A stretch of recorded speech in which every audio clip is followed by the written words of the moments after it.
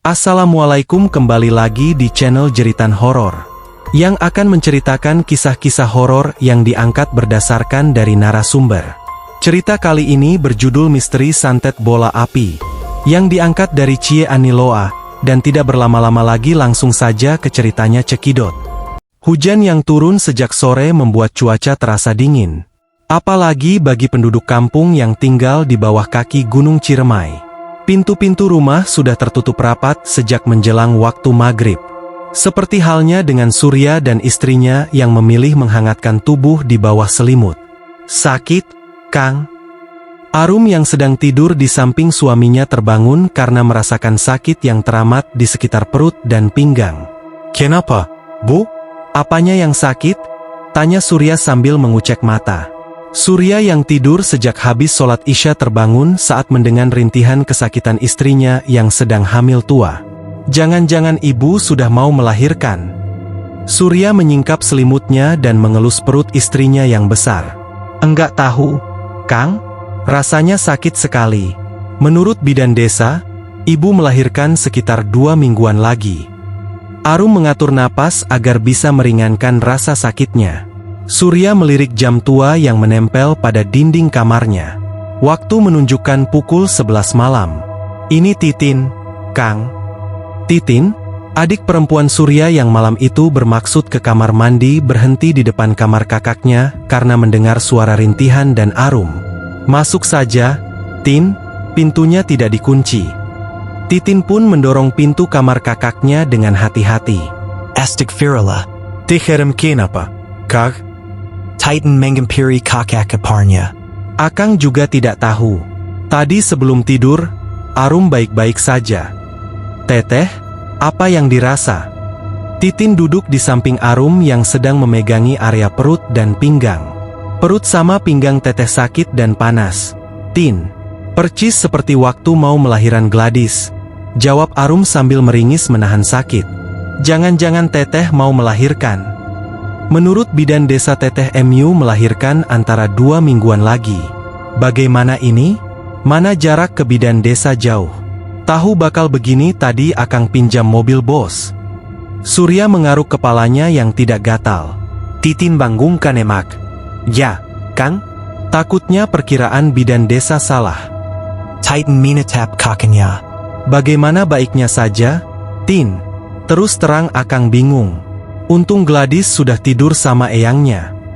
Baru saja Titin membuka pintu kamar untuk memberitahu ibunya perihal Arum. Seorang perempuan parubaya mengenakan daster sudah berdiri di luar pintu. "Ada apa rame-rame di kamar akangmu, Tin?" "Teteh Arum sakit perut seperti mau melahirkan, Mak. Perutnya mules sama pinggangnya sakit." Titin memberi jalan pada ibunya. Mendengar ucapan Titin, wanita parubaya itu langsung menghampiri Arum. Bibir Mak Ais yang sedang menguyah kapur sirih komat kamit sambil meraba perut menantunya yang sedang berpegangan pada tiang ranjang besi. "Tin, tolong panggilkan Dedeh di kamar depan. Ini darurat. Emak mau ambil dulu garam di kamar." Mak Ais buru-buru keluar dari kamar Surya. Untuk sampai ke kamar adiknya, Titin harus melewati beberapa kamar yang berjejer. Dulu, Mak Ais adalah seorang parji dan paranormal. Biasanya orang-orang yang datang menginap beberapa hari, begitu juga dengan para pasien yang melahirkan.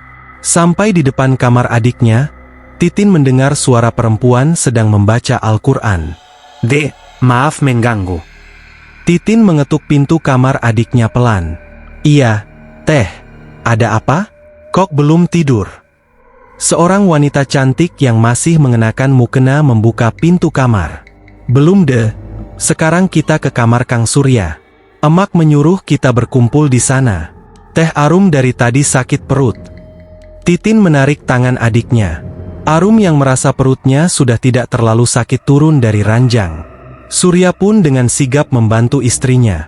Wanita yang sedang mengandung anak kedua itu bermaksud berjalan-jalan di dalam kamar untuk mengurangi sakit di bagian pinggang. Namun, tiba-tiba pintu jendela kamar terbuka lebar seiring suara angin yang menyeruak masuk ke dalam kamar. "Awas, Kang." Arum mendorong tubuh suaminya hingga terpental ke belakang. "Ah, Mata Surya terbelalak melihat tubuh istrinya tergeletak di pojok kamar. Entah dari mana datangnya bola api tersebut. Kemunculannya begitu tiba-tiba. Aram. Surya tertatih menghampiri istrinya yang sedang mengerang kesakitan. Namun kembali sebuah bola api meluncur melalui jendela yang masih terbuka. Sebelum bola api mengenai tubuh Surya, Mark Ace yang baru masuk kamar dengan cepat menyiramkan air dalam ember yang sudah diberi garam ke arah bola api tersebut. Bola api yang hampir mengenai tubuh Surya itu melesat ke arah luar jendela dan menghilang dalam pekatnya malam. Ong. Sayup-sayup terdengar lolongan anjing hutan disertai suara riuh angin di luar rumah menyapu dedaunan. Astagfirullah. Titin dan Dedeh berteriak saat melihat kondisi Arum. Kakak beradik tersebut langsung menghambur ke dalam kamar dan membantu kakak iparnya yang sedang berusaha bangun. Dedeh, cepat tutup jendelanya sambil baca ayat kursi 3 kali. Peringatan Mark Ace. Titin, ambilkan emak air hangat dan bangunkan Abah. Baik, Mak. Titin berlari ke dapur setelah sebelumnya membangunkan dulu abahnya. Mark Ace menghampiri Surya yang sedang memangku kepala istrinya. Tubuh Arum terkulai dengan bagian dadanya yang menghitam seperti luka bakar. Wanita berambut panjang itu berusaha mengatur napas yang terasa sesak dan sakit. Mark Ace meletakkan baskom yang berisi air hangat dan handuk kecil di samping menantunya yang sedang mengerang sambil memegangi dadanya. Deh, teruslah mengaji sampai terdengar suara azan subuh. Kalau ada suara-suara memanggil nama keluarga kita abaikan saja. Jangan sampai ada yang keluar dari kamar apalagi membuka pintu ruang depan. Ucap Mark Ace pada semua anggota keluarganya. Malam semakin merambat seperti jarum jam yang terus berputar. Mark Ace menatap petunjuk waktu yang tinggal beberapa menit lagi sampai di angka 12 malam. Tin, tolong bawa ke sini Gladys pelan-pelan saja jangan sampai terbangun. Titah Mark Ace sambil membuang cairan berwarna kuning kemerahan dari mulutnya yang terus menguyah sirih. Kita berkumpul di ruangan ini semua. Kecuali Abah. Abah, tolong berjaga di luar kamar sekalian tiap sudut ruangan diciprati air garam yang emak kasih tadi. Mark Ace menyodorkan ember kecil yang berisi air garam pada suaminya. Suasana malam itu semakin mencekam. Rumah yang terletak di kaki Gunung Ciremai itu seolah diselimuti aura mistis yang sangat pekat. Suara lolongan anjing terus terdengar bersama angin malam yang menggoyangkan rumpun pohon bambu di belakang kamar Surya. Mak, Arum sudah nggak kuat. Arum titip Gladys maafkan Arum. Mak. Wajah Arum mendongak ke atas. Dari bibirnya terus keluar cairan berwarna merah. Rum, jangan bilang begitu. Kamu harus kuat demi bayi yang sebentar lagi akan lahir. Surya terus memberi semangat sambil mencium pucuk kepala istrinya yang semakin melemah. Kepala Arum bergerak-gerak dengan mulut terus mengeluarkan darah dan beberapa binatang yang menyerupai lintah. Suaranya seperti tercekat di tenggorokan.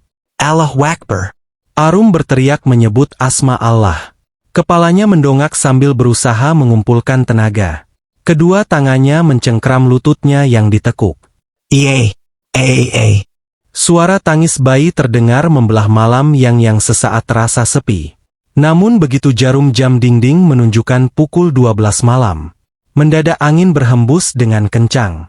Riuh suara pepohonan yang saling beradu satu sama lain begitu juga lolongan anjing yang tadi menjauh kini kembali terdengar semakin dekat bersama dengan derap kaki kuda yang sesekali meringkik membuat buku kuduk merinding. Dengan cekatan Mark Ace memotong tali ari-ari dari pusar bayi merah yang terus menangis. Setelah selesai dibersihkan, jabang yang baru lahir itu dipindahkan ke atas kasur kecil yang sebelumnya sudah disiapkan Titin. Rum, Panggun. Tangan Surya yang sedang mengelap keringat di kening istrinya berteriak panik. Mac, tolongin Aram. Surya memanggil ibunya yang baru saja selesai mengurus bayi yang baru lahir. Kepala Arum terkulai lemah. Setelah sebelumnya dia sempat mengucap kalimat tauhid. Ada seulas senyum di sudut bibirnya yang penuh dengan darah. Wajahnya yang tadi membiru kini terlihat tenang dan bercahaya. Surya meraba pergelangan tangan Arum yang tak berdenyut lagi. Merasa belum yakin kalau istrinya sudah berpulang, Surya meletakkan telunjuknya di depan hidung istrinya. Terasa dingin karena kini wanita yang hampir 3 tahun lebih menemaninya sudah tak bernafas lagi. Inalila hiwana herogen. Sur, kamu harus kuat. Ingat situasi yang kita hadapi. Ikhlasakan Arum, lihat anakmu dia dalam bahaya. Mak US Mengasap Bahu Surya. Setelah bayi perempuan yang baru lahir itu dibalut kain jarik, Mak-Is segera membungkus tali ari-ari dengan kain putih dan memasukkan ke dalam kendi kecil yang terbuat dari tanah liat. Ong. Lolongan anjing disertai suara cekikikan perempuan di luar rumah semakin membuat situasi mencekam. Begitupun dengan suara kuda meringkik dengan kaki yang dihentak-hentakan ke tanah menandakan kalau keadaan di luar rumah Mak-Is sedang genting. Sur, cepat adzankan anakmu agar tak mengundang mereka yang tak kasat mata. Biar Abah yang mengurus jenazah Arum. Mak-Is memberikan bayi mungil yang sangat cantik ke pangkuan Surya. Sambil menahan air mata, Titin membersihkan darah di tubuh kakak iparnya. Darah bekas muntahan dan melahirkan. Sementara Abah Karta menyiapkan kasur kapuk dan beberapa kain jarik. Setelah jasad Arum selesai dibersih, Abah Karta dan Titin memindahkan ke atas kasur. Menutup tubuhnya dengan kain jarik hingga kepala. Dengan suara bergetar Surya mengadzankan anaknya di depan jasad Arum. Air mata yang tak dapat ditahan jatuh membasahi kain yang membalut tubuh bayi mungil yang sekarang terdiam. Surya semakin pilu mengingat anaknya terlahir dengan ditukar nyawa sang ibu. Setelah selesai mengadzankan anaknya, suasana pun tenang kembali, hanya suara dedaunan yang berjatuhan di samping rumah Mak-Is. Sementara di sudut kegelapan, tampak beberapa pasang mata memerah memandang rumah Mak-Is yang terlihat bercahaya dan menimbulkan aura panas saat suara lantunan ayat-ayat suci seakan membakar makhluk-makhluk tak kasat mata. Mereka memilih pergi daripada harus terbakar. Begitupun suasana di suatu tempat. Tampak seorang lelaki dengan wajah yang menghitam sedang mengerang kesakitan. "Oki, tolong saya, Ki. Sakit, panas." Lelaki yang usianya seumuran dengan Surya tersebut memegangi wajahnya yang menghitam. Beu Dewaga. Serbo. "Mengapa kamu senekat ini? Kamu tidak tahu siapa sebenarnya keluarga yang kamu santet itu? Hah? Lihat keadaanmu sekarang. Anak yang lahir di malam 1 Suro itu akan mencelakai kita semua. Terutama para pengikutku." Lelaki yang dipanggil Ki Guru itu mengepalkan tangannya.